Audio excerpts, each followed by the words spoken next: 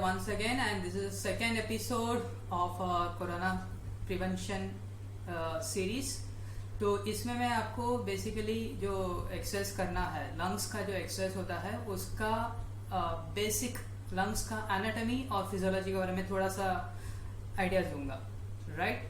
तो लंग क्या है? It's a spongy tissue, hollow spongy tissue, जहाँ पर एक्सचेंज ऑफ गैसेस होती है.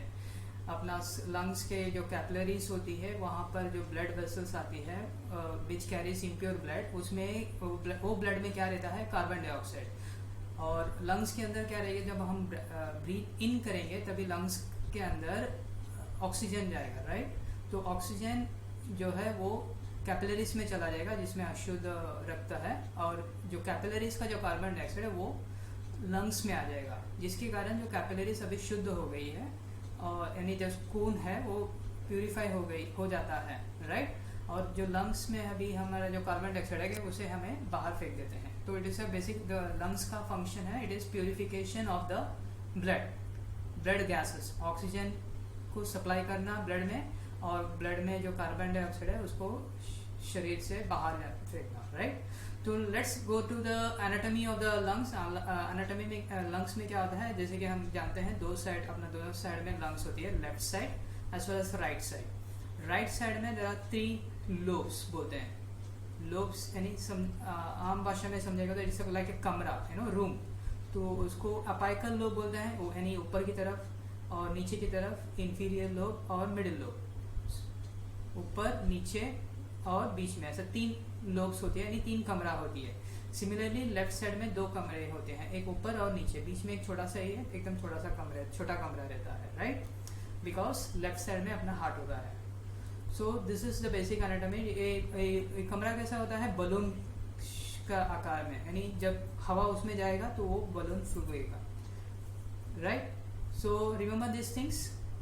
ऊपर का लोब है, नीचे का लोब है और बीच का लोब है. ऊपर, नीचे और बीच में.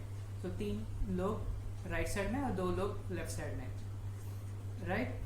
सो नाउ ऊपर से जो अपर रेस्पिरेटरी ट्रैक ऐसा होता है जब हम सांस लेते हैं, नोस्ट्रिल्स, फिर वो गले को क्रॉस करके लैरिंग्स यानी थ्रोट में वो जो एयर पाइप और विंड पाइप क्रॉस करता है. विंड पाइप और फूड पाइप वो क्रॉस होता है.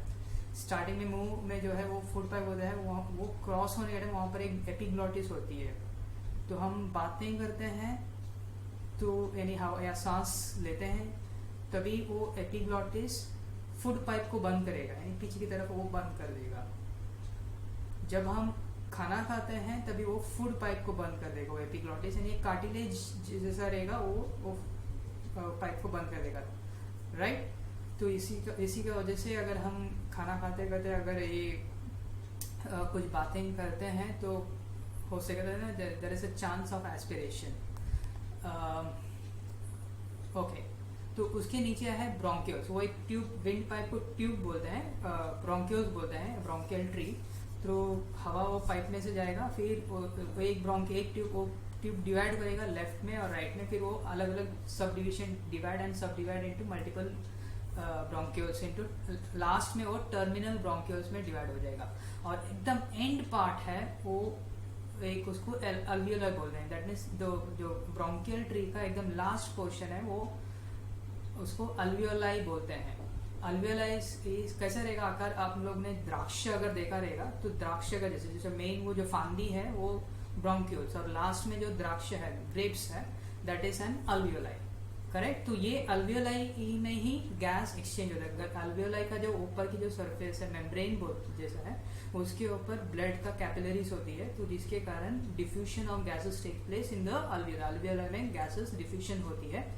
तो अल्वियोलाई का जो, जैसे मैंने स्टार्टिंग में बताया था, अल्वियोलाई का जो ऑक्सीजन है वो ब्लड कैपिलरीज में जो हीमोग्लोबिन है वहाँ डिफ्यूज हो जाती है, और ब्लड कैपिलरीज में जो कार्बन डाइऑक्साइड है वो अल्वियोलाई में आ जाती है, फिर अल्वियोलाई से वो शरीर से बाहर निकल जाती है, right? Now as I said, ये जो लंग्स का पूरा आउटर मोस्ट कवरिंग उसको बोलते हैं लंग्स, और उसके कवरिंग जो उसका भी कवरिंग रहता है उसको प्लूरा बोलते हैं. तो लंग्स और प्लूरा के बीच में वैक्यूम रहता है, वैक्यूम, जिसके कारण वो नेगेटिव प्रेशर वहाँ क्रिएट होता है. रिपीट, लंग्स जो है, लंग्स का ऊपर कवरिंग है, लंग्स का और प्लूरा का बीच में एक गैप है, दैट इसको बोलते हैं प्लूरा। तो वो नेगेटिव कैविटी होती है, नेगेटिव प्रेशर होती है, क्योंकि वहां पर कुछ गैसेस वगैरह नहीं होता है, right, that is called pleural cavity. अभी ये हाँ, और उसके नीचे राइट अपना जो चेस्ट है और अब्डोमेन, उसके बीच में एक डूम शेप ऑर्गन होता है, that is called diaphragm. This is very important, ये चीज बहुत ध्यान से सुनना आप लोग। इसे डूम शेप ऑर्गन, ये एक मस्कुलर ऑर्गन है, ओके, इट्स मसल्स। तो अपना जो चेस्ट कैविटी और जो अब्डोमेन कैविटी, उसके बीच में छतरी ओपन किया हुआ छतरी जैसा है, जैसे ओल्ड जमाने में जो ओल्ड छतरी रहता है ना, ऊपर करने का बंद करने का, जना जमाने का जो दादाजी का छतरी, सेम वैसे ही रहता है आकार।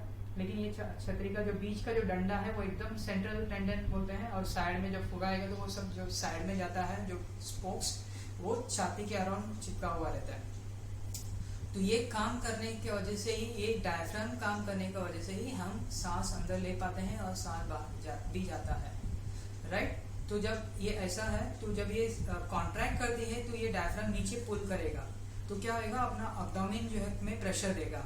तो अभी ऊपर छाती में वैक्यूम क्रिएट हो गया है, जब ये डायफ्राम नीचे ऐसा पुल किया, कॉन्ट्रैक्ट किया, तो ऊपर वैक्यूम क्रिएट हो गया, ज्यादा प्रेशर कम हो गया, लेकिन एटमॉस्फेयर प्रेशर ज्यादा है। तो क्या होगा, एटमॉस्फेयर से प्रेशर से जो हवा जो है वो अंदर की तरफ जाएगा, right, because of the negative pressure in the lung. और जब ये रिलैक्स हो जाएगा तो ऊपर की तरफ जाएगा। तो अभी ऊपर की तरफ जाएगा तो क्या है, यहाँ स्पेस कम हो जाएगा, लंग्स में स्पेस कम हो जाएगा, तो प्रेशर यहाँ पर बढ़ जाएगा, जिसके कारण वो बाहर हवा को बाहर फेंक देगा, right. Hope it is clear, right, it is. इसके अलावा there are some accessory muscles भी होती है, ये तो प्राइमरी मसल्स हो गया डायफ्राम जो है। और इसके अलावा अपना जो रिब्स के बीच में, दो रिब्स के बीच में there are 12 ribs, 12 pairs of ribs, left and right.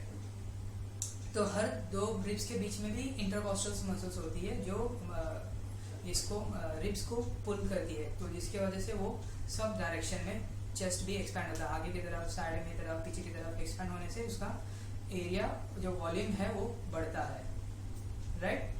अभी कभी कभी किसी लोगों को हैवी ब्रीदिंग करते हैं, तो वो लोग जो एक्सेसरी मसल्स को काफी यूज करते हैं, जैसे कि ये स्टर्नोक्लीडोमास्टोइड मसल, ये muscles plus pectoralis minor muscle जो है, फिर स्केलिंग मसल्स जो है, ये सब छोटे छोटे मसल्स है, लेकिन इसको सब काफी टाइट करके रखते हैं। मैं ये सब इसलिए बता रहा हूँ, जो ऑक्यूपेशनल काम करते हैं, जो डेस्क वर्क करते हैं, कंप्यूटर्स में काम करते हैं, उन लोगों को भी ये सब जो एक्सरसाइज बताएंगे इसमें काफी फायदा होने वाला है, क्योंकि they tend to hold their upper respiratory muscles tight, तो उसमें ट्रिगर्स वगैरह निर्माण होते हैं और उनको नेक पेन, ये शोल्डर पेन, ये सब शुरू होता है, राइट। और फ्रेनिक द डायफ्राम जो है, मैंने बताया था, डायफ्राम मसल्स जो प्राइमरी मसल्स है, उसका नर्व सप्लाई है फ्रेनिक नर्व यहाँ C3, C4, C5 से निकलता है। इट्स अ लॉन्ग नर्व जो हार्ट का जो कवरिंग है, पेरिकार्डियम, उसको भी पेनिट्रेट करता है। प्लूरा जो बताया, जो अपना लंग्स का जो कवरिंग है उसको पेनिट्रेट करता है, और साथ ही साथ डायफ्राम को भी पेनिट्रेट करके करता है, राइट। तो ये phrenic nerve supplies the diaphragm, तो उसका कंट्रोल उसमें है। It's a mix nerve, sensory as well as motor nerve. So this is all about the mechanisms of breathing and anatomy and physiology of breathing. Hope you all understood it. It's all just a basic idea for it. अगर इसमें कुछ doubts रहेगा तो you all can let me know. But now next is the next on the next video I will be talking to you all about there is just 3 basic exercises which you are supposed to do it. Okay. Hope it is clear. Thank you.